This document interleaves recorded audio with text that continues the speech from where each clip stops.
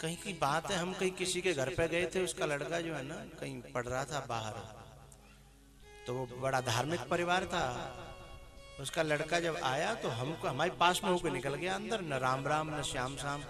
और बाकी घर के मम्मी पापा और बाबा तो सब ढोक लगाते, बड़ी लंबी दंडवत करते थे, और वो आया निकल गया।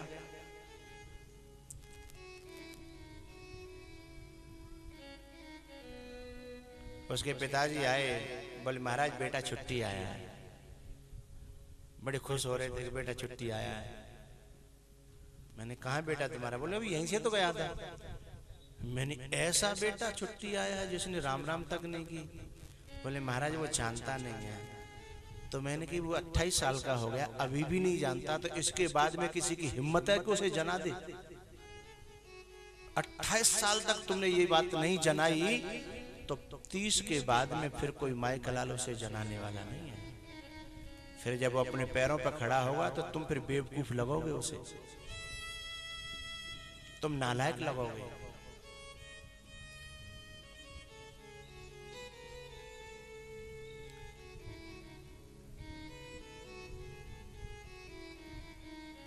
एक गांव के बड़े बूढ़े ने अपना बेटा पढ़ा दिया था, बहुत ज्यादा पढ़ा दिया, डीएम बन गया।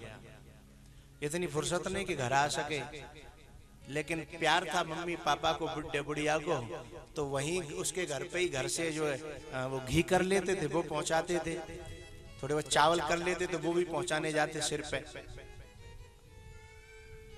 गुड़ करते थे उसका, वो बनाते थे राव, राव जानते हो? हाँ, वो भी बना के बेटा के लिए पहुंचाने जाता बूढ़ा बाबा। आत्मा रहती है। एक दिन मटकी में भर के राव और वो अपने बेटे के लिए ले गया। बेटे की कोठी थी, गेट पर वो रहता है चौकीदार, अंदर मीटिंग थी, बड़े बड़े लोग बैठे थे।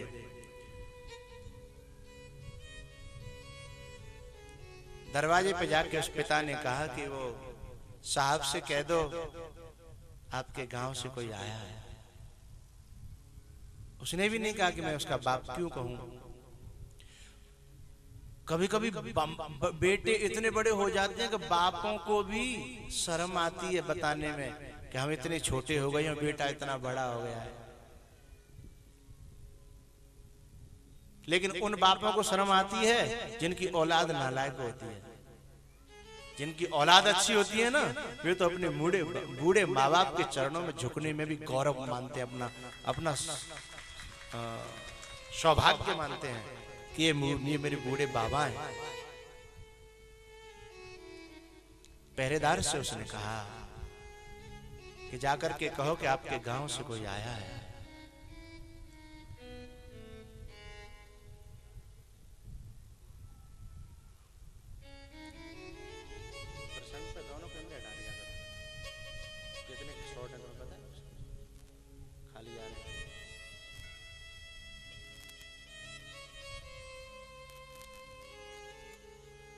वो बूढ़ा बाबा राव लेकर के और दरवाजे पे पहरेदार से कहता, जाके कह दो साहब से कि गांव से कोई आया है। उस लड़के ने अंदर से देख लिया कि मेरा बाप है, और नौकर से कहता है कि वो जो भी लाया हो ना, चौकीदार से कहता है वो लड़का कि जो भी लाया हो ना वो ले लो, और उससे कह दो कि वापस चला जाए। वो बूढ़ा बाबा अपनी आंखों, ये बात उसने सुन ली, लेकिन उस अंदर एक अफसर बैठे थे, उन्होंने कहा कि आपके गांव से कोई आया है, अपना होगा, बुला लो। बोले नहीं नहीं नहीं, वो मेरा नौकर है, मैं जानता हूँ, आता है हमेशा, हर महीने आता है। अब ये बात उस बूढ़े बाबा ने सुन ली और आंखों में आंसू आ गए, और रोता हुआ जब लौटा तो उसकी माँ ने पूछा कि तुम तो मिलके आए हो फिर भी रो रहे हो? रोना तो मुझे चाहिए, मुझे मिला नहीं है, इतने महीने हो गए, तुम तो मिलके आए हो, तुम क्यों रो रहे हो? तब वो बाप कहता है कि गलती कर गए हमने इतना ज्यादा लायक बना लिया कि अब हम उसके लायक नहीं रहे, गलती कर गए हम। अब तो हम उनसे उसके नौकरों से भी मिलने लायक नहीं रह गए हैं। ऐसी खबर होती तो हम इतना क्यों पढ़ाते। हमने तो अपना खेत भी बेच डाला, अपना मकान भी बेच डाला, और अपने से ही अपने बेटे को इतना दूर ऊंचा कर दिया कि हम उचक करके भी छूना चाहें तो अब वहां तक पहुंचते नहीं हैं। ऐसी बात क्यों करते हो आप? ऐसा मेरे बेटे ने क्या कह दिया वो बताओ। तब उस बाप ने कहा कि पता है तेरे बेटे ने क्या कहा? क्या कहा? कि वो मेरे गांव का है, नौकर है, और जो भी लाया हो वो ले लो और उससे कह दो कि वो जाए, और कुछ बाकी रह गया है दोबारा भेजेगी मुझे, दोबारा जाऊं? भैया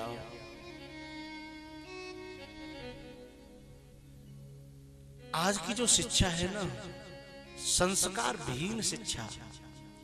बड़े बूढ़े बैठे हैं, हम लोगों को अपने स्कूल में झाड़ने में कितना अच्छा लगता था।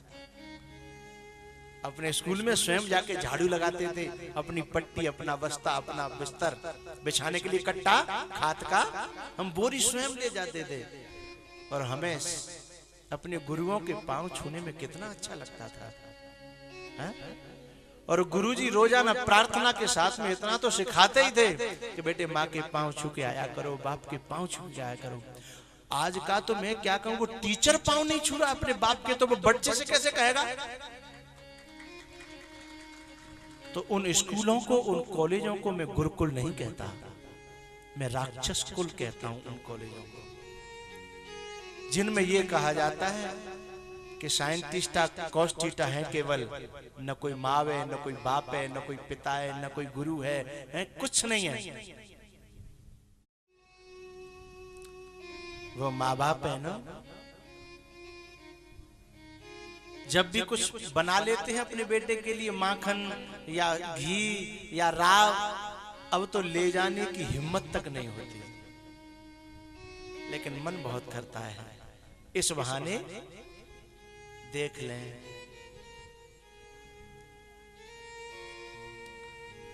तो ऐसे राक्षस कुल में भर्ती कर दिया हिरण्यकश्यपु ने अपने बेटे प्रहलाद को।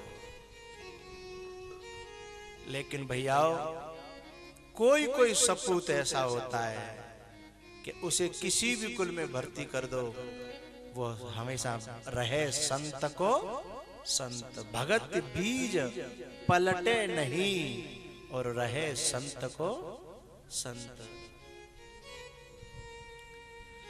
उनको तो मेरा बार बार प्रणाम है, बार बार मेरा प्यार और स्नेह है कि जो किसी भी कॉलेज और स्कूल में डाल दिए जाएं, लेकिन उनके संस्कार जिंदा रहें। ऐसे बालक मुझे बहुत प्यारे लगते हैं, ऐसे बालक मुझे बहुत अच्छे लगते हैं, जो कहीं भी डाल दिए जाएं, लेकिन चंदन विष व्यापत नहीं, लिपटी रहत भुजंग।